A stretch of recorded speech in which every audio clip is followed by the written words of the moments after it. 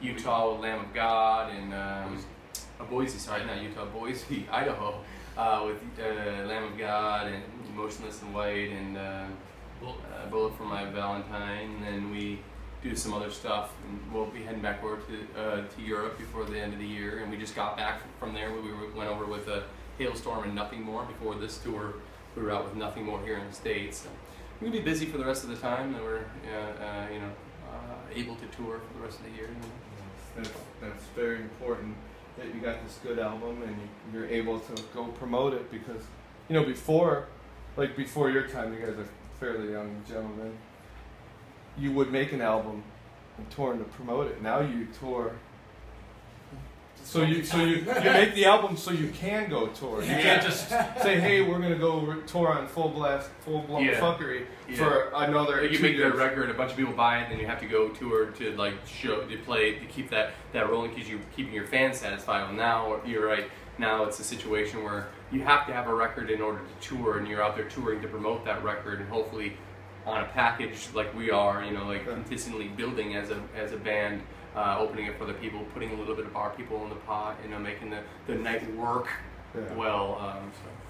Because you guys are all the bands are you're almost the same, started almost like the same time as far as hitting the road, and so it's like a camaraderie. Like I said, I saw you guys with Mothership before, and I'm sure you've played with Crowbot. Those crazy guys. We met them on this last year's Shiprocked, and people at Shiprock kind of ended up pairing us together on some of these interesting little events like Drunken Bowling and a few other things. They would just give us a giant bottle of booze and be like, go ahead. Try not to burn anything down, but I mean, you can if you want. So we got to know them really well. And those guys, those are some crazy guys. Oh, dude, good people. And we've been hearing through mutual friends, it's like, oh, you should meet them, and vice versa. And finally got to hang out with them and kind of had that jokingly talk about oh dude, it'd be so great if we went out and did a tour, and then thankfully it all came together, and Mothership was just the cherry on the fucking top of a shit-covered sundae. Now I know Crowbot's big into this, sending and receiving dick pics. Have you guys been a victim of that yet? What? No. We just kind of do that to each other. In real life. We don't have time for pictures. The other day I was just about to crank it in the shower, and then James comes walking in, and he's like, I'm gonna take a shit. I'm like, God damn it, dude. Can you do it slow? Can you talk in German? Let's scat this up, bro. Bishop and them were telling us, I believe it was Bishop's girlfriend. They were on the road. They just came back, and some guy was relentlessly hitting on her, right in front of them, basically. And I don't know if she took his number, and they started just this conversation. The guys in the band were sending this guy texts, and they asked him to send a nude, or I don't know if maybe they didn't. He sent a full nude picture. I don't know if it was rock hard, just laying nice and completely soft.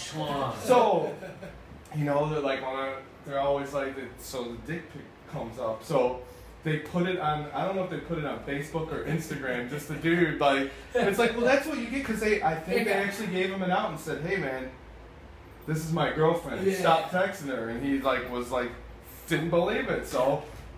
Hey, I mean, I guess, I mean, it's pretty sweet. It's one thing, it's okay for girls to send us guys nudes. Actually, it's appreciated.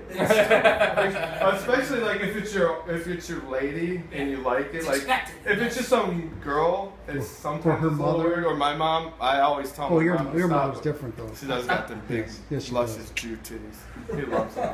But it's always weird when a dude does it. If a girl's like, hey, send me a nude picture. I'm like, of what? Dick pic? Yeah, I'm not into it. Yeah, I can't think of any chick I know that's ooh, I just want to see that fucking penis. Exactly. It looks so just appetizing to me.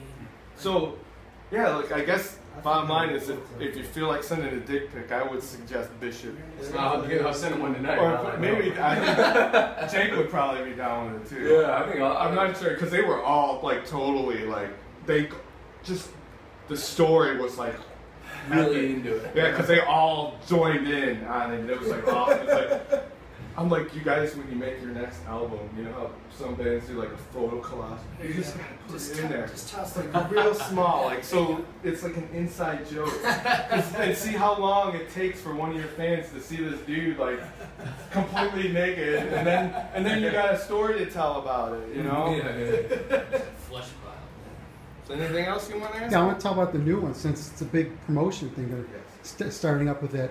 With this one that you have out, what makes this more different than the other one? More different? Yeah, more because it is It's a lot different. more different. Yeah, It's different. it is. That's part of the Cleveland accent, the more different. It's more. You have to work with. This is the first time that we, as the five of us, have written a record together. In the past, it was like a different songwriting process because of the necessity of having to record music and also having members coming in and out of the band. There hadn't really been a situation where all of us had, where we were investing in our peers because the peers just weren't there, or we knew they weren't going to be there for very long. So in this process, all five of us had a love child essentially, and that was a way bigger difference. When we got together in the old school way of like playing with your buddies in a room and talking about parts and hashing them out live, as well as using the utilities that we have available at our disposal, like tracking things on the internet and passing around tracks back and forth to molder on some ideas. But I'd say, if anything for me, hearing everybody else's voice, I can hear it all across the record, whether their voice is a bass guitar or drum set or guitar. It sounds more fluid. Yeah. And That's the vibe I get from it. There's also a conscious effort of what we're doing and the theme of each song, of how it all, the record in itself, kind of the circle of life. Yeah, this one here, doesn't sound like you're taking a comedic approach to this one. This one sounded like it was like real meat and potatoes, like right in your face. Yeah, I mean, I think that's a pretty conscious effort. I know for me, I don't. It's a little bit more writing lyrics or whatever. They've never been about poo poo pee pee things. So in this case, going forward, I know I wanted to make sure that it wasn't. It was very very clearly wasn't a poo poo pee pee thing. That it was more of a coming of age, if you will, story to be told. So there's no songs about your drummer, is what you're saying?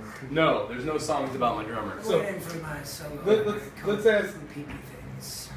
Was it hard growing up with that name? Fuck yeah, it was. I It was like boy named Sue, but it was boy named Pooh. I could imagine, because my last name is Strong, and I was like maybe 5 feet tall, and weight was like I fit perfectly into a locker until I was like in 11th grade. So like my only defense was like a smart comeback from inside the vents. Yeah. So I could just imagine. Like, Sometimes it was really tough. Other times, especially when I was younger, people were so entertained by the last name being Pooey. They're like, well, you must be pretty funny or cool or something. So sometimes I got lucky, but other times, like my principal in elementary school, like, made fun of my last name. Oh man, that's He got fired though for being a pederast. a what? A Pederast. The pedophile. Oh, is that like a pedophile that's specific to the ass?